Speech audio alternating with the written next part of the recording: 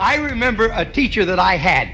Now, I went through the 7th grade. I went to the 7th grade. And I left home when I was 10 years old because I was hungry. And I used to, this is true. I work in the summer and I go to school in the winter. But I had this one teacher. He was the principal of the Harrison School in Vincennes, Indiana. For more than 40 years, it was kept hidden away, with fear that releasing it would disrupt the world in no small way. However, just recently, it aired, locked away in studio vaults because the network once said it was too emotional to air, was Red's final performance. But it wasn't just a performance. It felt like he'd turned the camera into a confession booth, opening up about family tragedies, career secrets, and personal failures. How dark were the things he revealed, and why were they kept hidden till now? Join us in this video as we open up what Red Skelton revealed that threw the world into an emotional turmoil. Red Skelton's missing final TV special that was never aired. 16 years after his show had been canceled,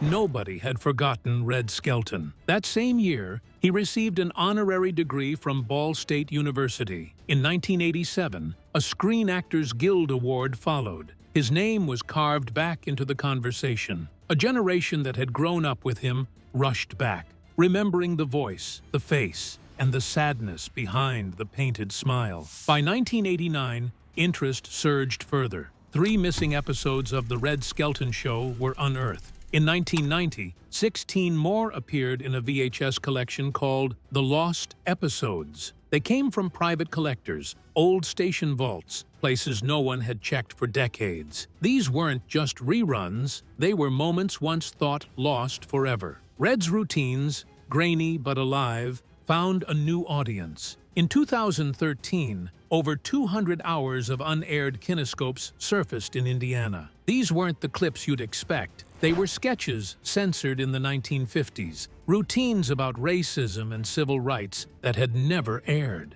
Red had written them, fought for them, and then stored them when networks said no. Decades later, they re-emerged, showing the world a version of Red that didn't just juggle or mime, but questioned, challenged, and pushed boundaries. These reels became part of the Edna and Red Skelton collection. Raw, human, political. His art, in every form, refused to disappear. By 2020, paintings of Freddy the Freeloader were selling for as much as $1 million. The character Red had once been brought to life on television, had become a subject of fine art. Skelton had started painting in the 1960s, and by the end of his life, it was said he had earned more from his art than from television. The Skelton estate donated over 1,000 works to museums, and a $4 million gallery was built at the Red Skelton Museum. What had once hung quietly in his study now filled public exhibits. The man who painted to survive grief had, in a sense, painted himself into immortality. In 2024, the Paley Center for Media revealed another treasure, a collection of outtakes and bloopers from his final TV episode in 1971, the one that closed a 20-year run on CBS. It aired on August 1st, 1971. The footage showed something far more intimate than the polished show. The laughter behind the scenes with Carol Burnett, missed lines, crew members cracking up. Red caught off guard in moments of genuine emotion. It was footage he never expected would see the light of day and became central to upcoming retrospectives. Then came the most haunting release of all. In October 2024, Tubi streamed Red Skelton, The Farewell Specials, Uncensored Edition. In its first week, it drew more than 2 million viewers. These clips were from his 1981 to 1982 specials. Most of it never aired before. Yet, one scene stood out, a 45-minute version of Freddy the Freeloader's Christmas dinner that included deleted material from Skelton's own tapes. It wasn't just acting. Red was crying. Monologues flowed beyond the script.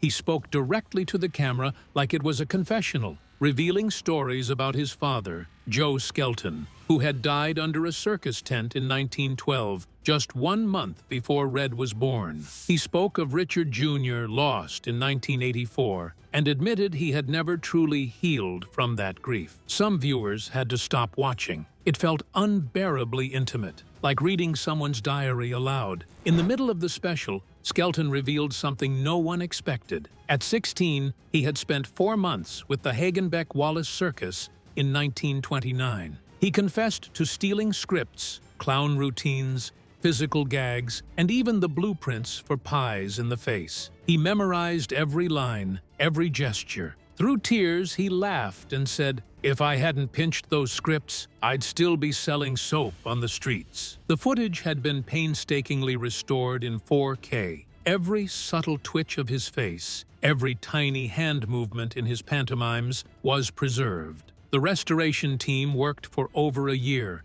cleaning each frame and stabilizing every shot. What had once been dusty and dim became crisp, vivid, unforgettable. Red Skelton's specials landed in Tubi's top 10. A new generation, many who had never even heard his name, discovered the power he wielded with silence, timing, and a painted smile. So, who was Red Skelton? How did he become such a memorable character? Keep watching to find out. Red Skelton's early life. Red Skelton was born on July 18, 1913, in a cramped shack in Vincennes, Indiana, just 2 months after his father died of heart failure at only 37. His father had been a clown in the Hagenbeck-Wallace Circus, but the laughter he brought others never reached his own home. After he died, Red's mother was left to raise 4 boys with nothing but determination. They lost their tiny store. They depended on neighbors to get by. Red wore worn-out clothes, often went to bed hungry, and carried the shame of being the poorest kid in school. But he discovered early that a well-timed joke could soften almost anything. Humor became his shield, not to entertain, but to survive. That hunger, literal and emotional, shaped everything about him. His voice, his timing, his truth. By age 7, Red was selling newspapers on street corners for 3 cents, cracking jokes to boost sales. Some days he sang. Other days, he swept floors or begged for extra coins. By 10, he was juggling every job he could find, delivering ice, carrying cigars, scrubbing laundry, walking miles, just to bring home a little money. He saw mothers pawn their wedding rings for bread. He saw kids go to school with no shoes, and his own schooling was scattered, squeezed in between work shifts and setbacks. But every minute he spent making strangers laugh taught him something he never forgot. Around town, he wasn't known for schoolwork. He was known for his gift. People said Red could make a man with a broken back laugh like a carefree child. At just 10 years old, he ran away with a traveling medicine show run by Doc Ari Lewis. That summer, he earned $10 a week selling bottles of fake miracle cures. He slept in barns and wagons, barely 8 years old in spirit, but he sent every penny home to his mother. One night, he slipped on stage and shattered a whole case of glass. The crowd roared with laughter. Red realized then that even accidents could turn into magic if you embraced them. He stayed with the medicine show for 4 years, learning tricks, jokes, accents, juggling, pantomime, and skills that would stay with him for life. He learned how to be poor without growing bitter, how to perform without applause, and how to laugh even when nothing was funny. What kept the little Skelton going? Why did he bother to even try? Let's see. Red Skelton's biggest motivation. Red never knew his father. All he had were stories. Stories of a man smeared in grease paint and exhaustion, a clown who brought joy to the world, but died young from a life that demanded more than it gave. Red held on to those stories like scripture. Every circus tent he passed, every dressing room mirror he stared into, he searched for a father he had never touched. When the nights were cold and the laughter had faded, that ache never left. He once admitted that his comedy was simply his way of trying to replace what had always been missing at home. That wound shaped everything he became. At 15, he dropped out of school. He left with $1.35 in his pocket and a vague promise from a burlesque comic in Chicago. Hitchhiking out of Vincennes, he carried a small suitcase, a fragile dream, and the memory of his mother's quiet nod telling him to go. She never tried to stop him. She understood something most parents never do. Some kids don't run away. They run towards something, because they already know what it feels like to be left behind. Red took every job he could find: circuses, nightclubs, back rooms, sidewalks. He worked his way through the Great Depression like a man trying to outrun time itself. By 16, he was touring with the Hagenbeck-Wallace Circus, the same circus his father had once walked. He didn't just belong under the big top, he inhaled it. The sawdust, the sweat, the trembling hush before a punchline landed. That was where Red stopped being just funny. That was where he became real. He soon joined a silent vaudeville act called the Merry Mutes as a drummer. At 16, he wasn't allowed to speak on stage, so he did everything else. He mimed, danced, squinted, slipped, stumbled. He imitated animals, actors, and heartbreak. He earned $5 a week, but what he learned was priceless. He discovered the weight of silence, the power of a look, the truth hidden inside a stumble. His face became a map of everything he had never been able to say as a child. He learned how to make people feel without saying a word. By 1931, he and Bud Jones added dialogue to their act. Red's Clark Gable impressions left crowds howling, and they were soon making $75 a week, an impossible amount during the Depression. Then Bud cheated him, and the act collapsed. Red was devastated. He didn't just lose a job, he lost a rhythm, a sense of direction. He dove into whatever work he could find.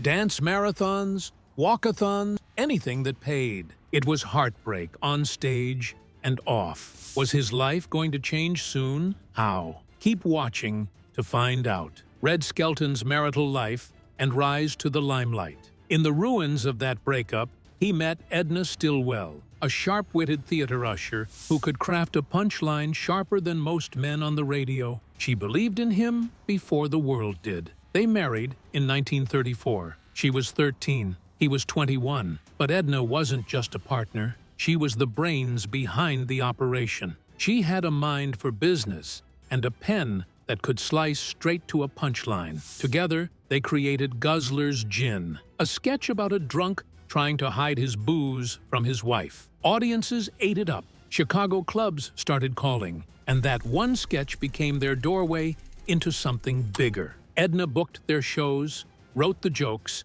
and pushed Red harder than anyone ever had. By 1937, they were grossing $2,000 a week during the Depression. The Chicago Civic Opera House filled up just to watch Red's rubber-faced pratfalls paired with Edna's razor-sharp setups. But behind the curtain, their marriage was beginning to fray. The more famous Red became, the more the pressure cracked the bond that once held them together. In 1937, Red took a gamble and joined a radio program called The Avalon Time. That's where he created Clem Cadiddlehopper, a slow-talking country bumpkin who didn't know much, but somehow understood everything. That character changed everything. Audiences loved him. Ratings jumped 30%. By 1938, stores were selling Cadiddlehopper merchandise. Kids repeated his lines. Parents laughed right along with them. Red had created something America needed: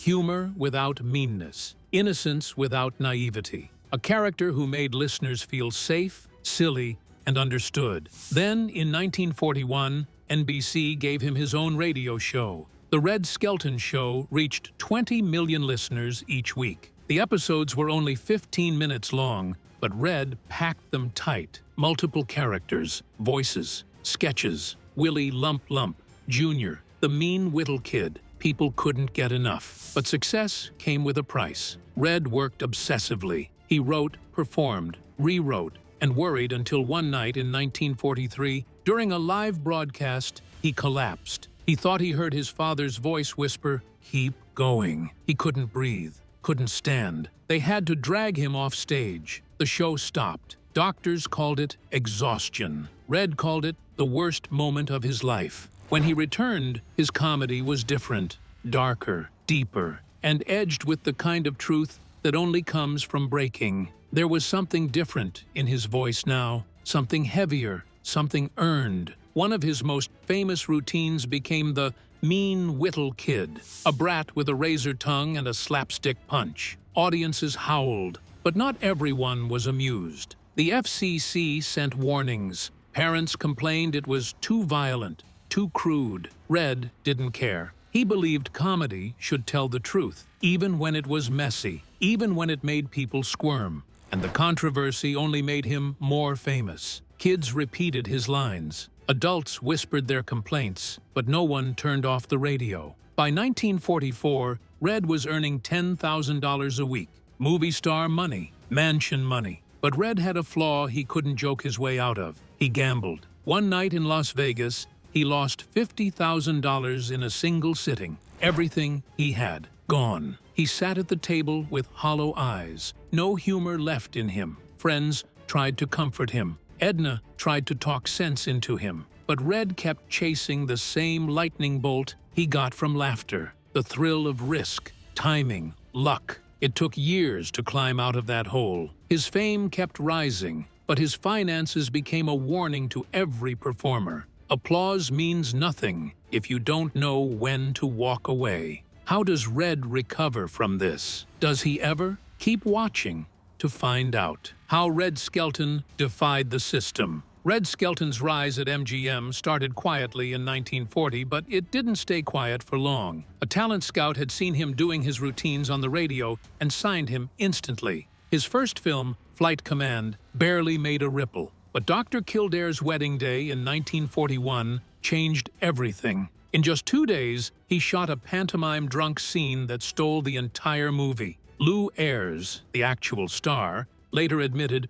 Red walked away with the picture. Audiences didn't just laugh, they kept coming back for more. MGM saw it right away. They realized Red was the kind of performer who could make even a weak script feel alive. So they put him in everything. And within a year, he wasn't just transitioning from radio to film, he was becoming one of the studio's biggest names. By 1943, he landed his first full comedy lead in Whistling in Brooklyn. The box office didn't hesitate. It pulled in $2.5 million back then, over $40 million today. Red played a baseball-loving detective, a mix of sports, mystery, and clowning that seemed tailor-made for him. What audiences didn't know was that some of the gags used early stop-motion effects, incredibly rare at the time. MGM even brought in a Disney technician to help him hit the exact timing marks. The combination of Red's uncanny physical rhythm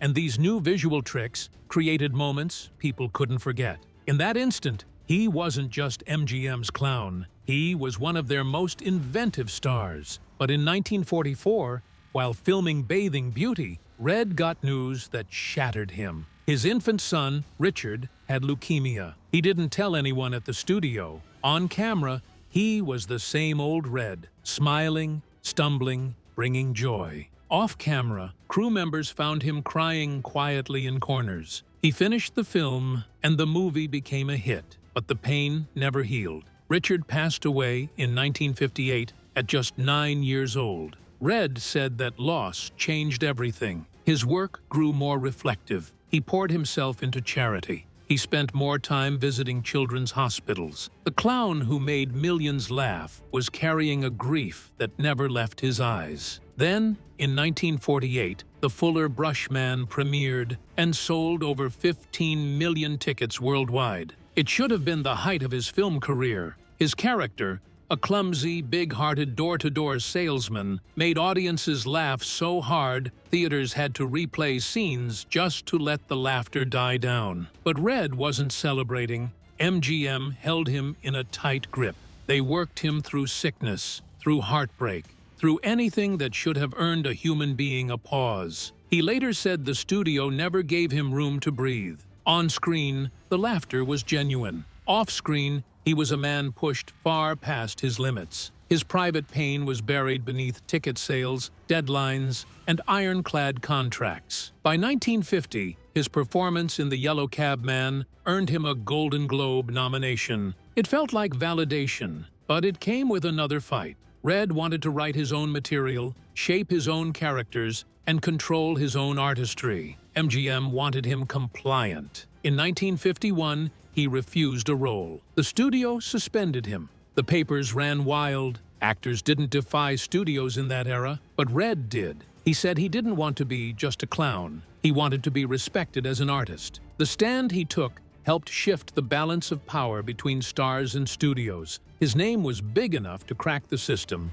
and it worked. Then television arrived. How was television going to move his career further? Let's see. Red's rise in television and the deep betrayal. On September 30th, 1951, the Red Skelton show premiered to nearly 30 million viewers. That first broadcast had everything: mime routines, soldier jokes, live music, big characters. People couldn't believe it was live. It became one of the first shows to air coast to coast, thanks to the brand new coaxial cable network.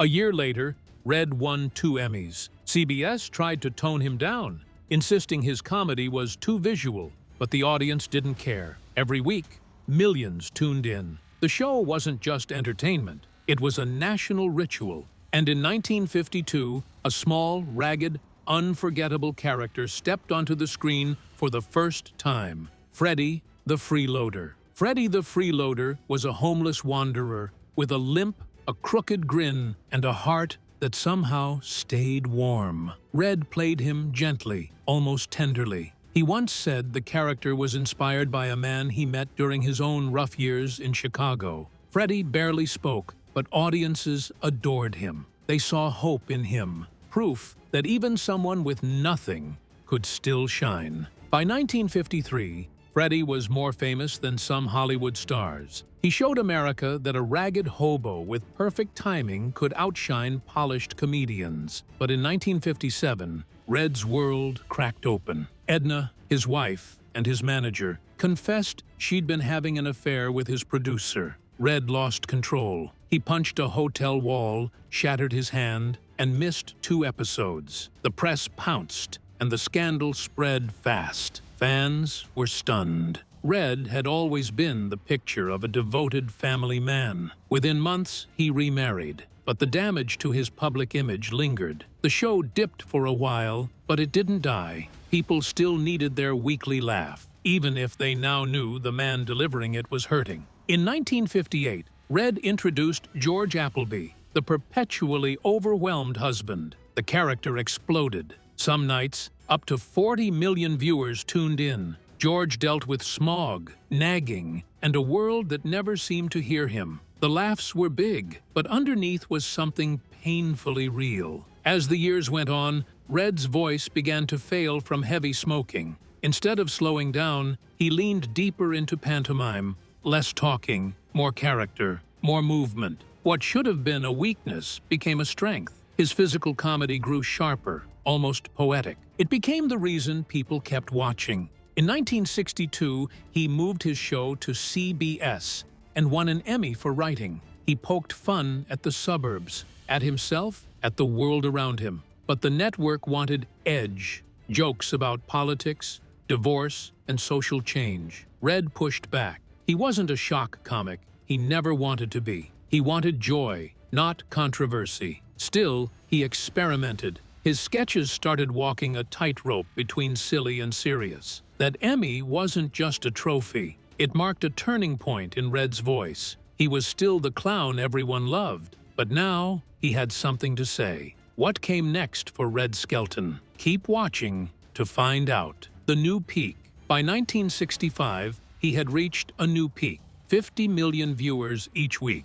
John Wayne appeared to boost ratings. Red spoofed westerns, and he brought back old favorites. The audience wanted color TV, though, and Red resisted at first, thinking it was a gimmick. Eventually, he gave in. That same year, he aired a retrospective with Wayne and his most beloved sketches. The scrapbook episode became one of the most watched broadcasts of his career. He was on top again, even as a new generation of louder, flashier comedians was rising behind him. By 1969, CBS decided it was time to move on. Red's show was still strong, but the network wanted younger audiences and edgier variety shows. He moved to NBC for one final season. His last show aired on May 19, 1971. He said goodbye softly, and though the laughter faded, the love stayed. That broadcast wasn't just the end of a show, it was the close of an era. 2 years later, in 1973, the IRS came knocking. Red owed $1.2 million in back taxes, bad investments, and bad management. At 60, he had to sell his Palm Springs estate. He hit the road again, performing live in casinos to pay off the debt. The glamour was gone, but the work remained. Headlines covered his struggle, but behind the painted smile, Red was grinding. He was a strong man. After his second wife, Georgia, passed that same year, Red turned to painting. He created over 500 oil portraits, most of them of his beloved characters. In 1980, he held an exhibition in Las Vegas. The gallery was packed. He sold 200 paintings at $5,000 each. But it wasn't just about the money. Painting became his way to grieve, to stay alive. Audiences saw the same warmth and heart in his brushstrokes that they had laughed at on screen. In 1981, life wobbled again. While headlining at the Riviera Hotel in Las Vegas, Red collapsed backstage after a show. He had relapsed into drinking and nearly died that night. Friends were terrified. The stage, once his sanctuary, was now draining him. On stage, he didn't falter. He mimed, he smiled. He made the audience forget their own troubles, just as he had always done. But was he really happy? Did anyone care if he was? Keep watching to find out. Red Skelton, the tragedies no one ever saw. In 1993, Red revealed something few people had ever known. In June 1944, he had enlisted and spent 18 months performing for soldiers in Europe. He staged shows during blackouts, brought laughter to bomb shelters, and broadcast on Armed Forces Radio. He had kept it private for decades, but now the world saw him in a new light. Red wasn't just a clown. He was a man who had quietly served his country. That same year, on July 18th, he performed at Royal Albert Hall in London for Queen Elizabeth II, his 70th birthday. He told stories, performed sketches, and even drummed in honor of his late father. The show was filmed for HBO and aired in 1984. Like his other farewell specials, it cost about $200,000 to produce, but reached around 5 million viewers. The hall echoed with laughter. Royalty, laughing alongside everyone else. Simple productions, enormous heart. Freddie, the Freeloaders' Christmas dinner, and the Royal Command performance became the standouts. Red Skelton's life was built on laughter, but behind the red nose and painted smile was a man who knew more about heartbreak than most could imagine. In 1957, his divorce from Edna Marie Stilwell barely made the headlines, but the pain ran deep. She had been more than his wife. She was his manager, his writer, his compass. Their daughter Valentina was only 10, caught in the crossfire of a storm neither parent could control. Edna accused Red of being distant. Red said Edna had turned their daughter against him. The court sided with Edna. Red wept openly. Some days he showed up at appearances in full clown makeup, trying to remind the world, and perhaps himself, that he still existed as a father. People assumed it was a publicity stunt. It wasn't. It was the only way Red knew how to speak through the noise. But just months later, in May 1958, tragedy struck again. His 9-year-old son, Richard, was diagnosed with leukemia. There was nothing doctors could do. Red and his wife, Georgia, kept a vigil at UCLA Medical Center as Richard's body weakened. On May 10th, just days before his 10th birthday, the boy died. Red canceled his show. Johnny Carson filled his spot on TV. Off camera, Red stopped speaking. By 1961, grief had swallowed him completely. In a moment of despair, he attempted self-harm with sleeping pills. Doctors revived him, but the part of Red that had danced freely, laughed without restraint, never fully returned. From that pain, he found purpose. In 1963, he founded the Red Skelton Classic Learning Center, determined to give other children what he had lost. That same year, he married Lothian Toland. Whispers of betrayal haunted them through the decade, and by 1971, the marriage ended. Red was alone again. Then came Georgia Davis in 1973, and for a brief moment, life felt warm again. But cancer took her in 1976. Red didn't issue statements. He didn't appear in public. For nearly 3 years, he barely left his home. No stage, no spotlight, no punchline, just silence, shadows, and grief. On January 17, 1986,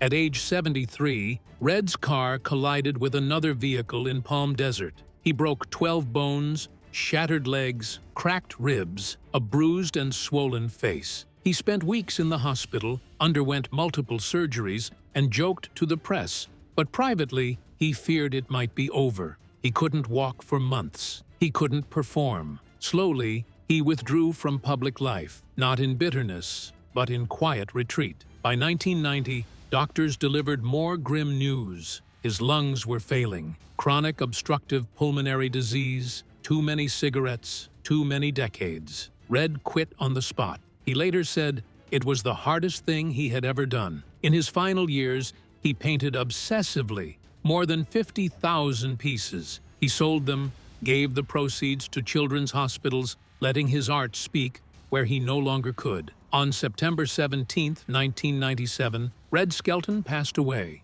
But even in death, his influence lingered. What do you think about Red Skelton's final TV special? Let us know in the comments section below. Thank you for watching this video. We hope you found it interesting. Don't forget to like and subscribe. Click the next video shown on your screen to catch up on your favorite celebrity stories. See you there.